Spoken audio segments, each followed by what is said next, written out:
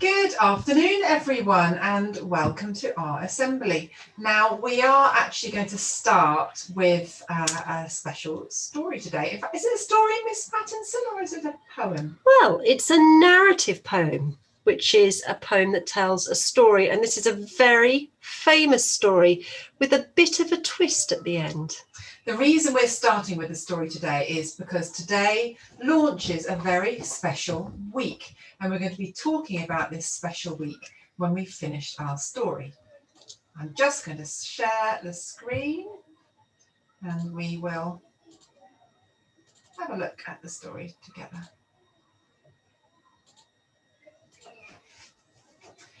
This is a version of The Three Little Pigs by Roald Dahl. The animal I really dig above all others is the pig. Pigs are noble, pigs are clever, pigs are courteous. However, now and then, to break this rule, one meets a pig who is a fool. What, for example, would you say if, strolling through the woods one day, right there in front of you, you saw a pig who'd built his house of straw? The wolf who saw it licked his lips and said, "That pig has had his chips. Little pig, let me come in." No, by the hairs on my chinny chin chin. Then I'll huff and I'll puff and I'll blow your house in. The little pig began to pray, but Wolfie blew his house away. He shouted, "Bacon, pork and ham. Oh, what a lucky wolf I am." And though he ate the pig quite fast, he carefully kept the tail till last. Wolf wandered on, a trifle bloated. Surprise, surprise, for soon he noted another little house for pigs, and this one had been built of twigs. Little pig, let me come in. No, by the hairs on my chinny chin chin. Then I'll huff and I'll puff and I'll blow your house in. The wolf said, "Okay, here we go," and then began to blow and blow. The little pig began to squeal. He cried, "Oh, Wolf, you've had one meal. Why can't we talk and make a deal?" The wolf replied, "Not on your Nelly," and soon the pig was in his belly. "Two juicy little pigs," Wolf cried. "But still I'm not quite satisfied. I know how full my tummy's bulging, but oh, how I adore indulging." So creeping quietly as a mouse, the wolf approached another house, a house which also had inside a little piggy trying to hide. "You'll not get me," the piggy cried. "I'll blow you down," the wolf replied. "You'll need," pig said, "a lot of puff, and I don't think you've got enough." Wolf huffed and puffed and blew and blew, but the house stayed up as good as new. "If I can't blow it down," Wolf said, "I'll have to blow it up instead. I'll come back in the dead of night and blow it up with dynamite." Pig cried, "You brute, I might have known." Then picking up the telephone, he dialed as quickly as he could the number of Red Riding Hood. "Hello," she said. "Who's speaking?" "Who? Oh, hello, Piggy. How do you do?" Pig cried, "I need your help, Miss Hood. Oh, help me, please. Do you think you could?" "I'll try, of course," Miss Hood replied. "What's on your mind?" "Oh, Wolf," Pig cried. "I know you've dealt with wolves before, and now I've got one at my door." "My darling pig," she said, "my sweet, that's really something up my street. I've just begun to wash my hair, but when it's dry, I'll be right there." A short while later, through the wood came striding brave Miss Riding Hood. The wolf stood there, his eyes ablaze and yellowish like mayonnaise. His teeth were sharp, his gums were raw, and spit was dripping from his jaw. Once more the maiden's eyelid flickers. She draws the pistol from her knickers. Once more she hits the vital spot and kills him with a single shot. Pig, peeping through the window, stood and yelled, "Well done, Miss Riding Hood!" Ah, Piglet, you must never trust young ladies from the upper crust. For now, Miss Riding Hood, one notes, not only has 2 wolfskin coats, but when she goes from place to place, she has a pigskin travelling case.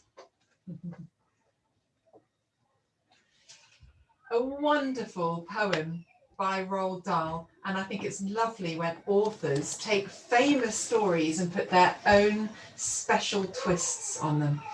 If you would like to look out for more of Roald Dahl's variations on stories, look out for his revolting rhymes. So this assembly marks the start of a very exciting week for us. And you will know that every year around this time we celebrate World Book Day. But at Halterworth, we tend to do a World Book Week. So all of this week, we have got lots and lots of really exciting activities and challenges and things for the children in school and the children at home to do. And we're going to talk you through what some of those things are. So every day this week on Google Classroom, you will find a very special video clip posted. There will be what we are calling the masked reader. One of the adults in school each day will be talking about their favourite book, but they will be in disguise. And be careful, because sometimes even their voices will be disguised. Your job is to watch the video clips and work out which adult in school the masked reader is each day. So that's your first activity. There'll be a different masked reader every day. Sounds exciting, Mrs. O'Keefe, doesn't it? So what else have we got? Well, we've got a little competition. And this competition is called Whose Bookshelf Is This? And I will be sending out to all the Google Classrooms, and we'll probably send it to your parents on email as well, a PowerPoint presentation with pictures of bookshelves. Now, these aren't just any bookshelves. These are the bookshelves of some adults in school. And what we want you to do is see if you can work out which adult the bookshelf belongs to. And you'll be able to do that by looking at the titles of some of the books, looking for some clues in the photographs. Now, I'll also provide you with a sheet to record your answers on, which you will be able to send in to me.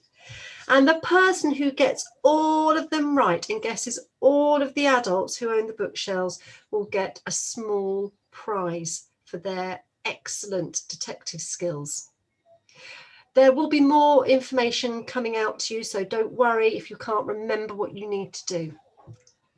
This next activity, I think, is the one that I am most excited about, Miss Pattinson. So do you want to talk us through the potato challenge? Again, another exciting, fun way to celebrate World Book Day. So what we would like you to do, you know very often that we tend to come in dressed up as a book character, for example. Well, this year we can't do that, obviously. So rather than dressing ourselves up, we would like you to dress a potato as a book character. There are lots of examples there on the page that you can see, like the Hungry Caterpillar and Mr. Bump and Paddington. You can be as creative as you like. Now, we would like you to take a photo of your potato dressed as a book character and then send it to me, and we will share and display all of those lovely photographs of potatoes in outfits to show the books that we love to read. I'm really excited about that one. I'm really excited about this one. And actually, if you have a look, there's all sorts of ways you can do it. In some of these examples, they've just simply used felt tip pens or a bit of paint maybe to dress their potato as a character. Or you can become a little bit more inventive. I love the little Red Riding Hood and the wolf example on the picture there. If you've got any spare bits of fabric or some googly eyes. So enjoy. I think that's really excited to see those. Now, just something to sort of share with you, with permission of your parents, if you have a look online at the World Book Day website, World Book Day is dedicated to World Book Day. There are lots and lots of things to do. So not only are there a selection of audio stories that you can listen to, there's also some masterclasses being held by authors and illustrators. So if you've got some extra time in your day and you'd like to get a little bit more involved with World Book Day, have a look at the official website for all the different ideas and things to do on there. And last but not least, something we all look forward to every year at this time. So every year we are given a £1 book token for every single child in the school, and you can use that to get £1 off a book or a free book worth £1. Now this year it's a bit tricky because obviously not everybody is in school, so we will hang on to the book tokens until everybody is able to come into school and get them, and then hopefully it won't be long until the shops are open and you will be able to spend them. So that is something else to look forward to.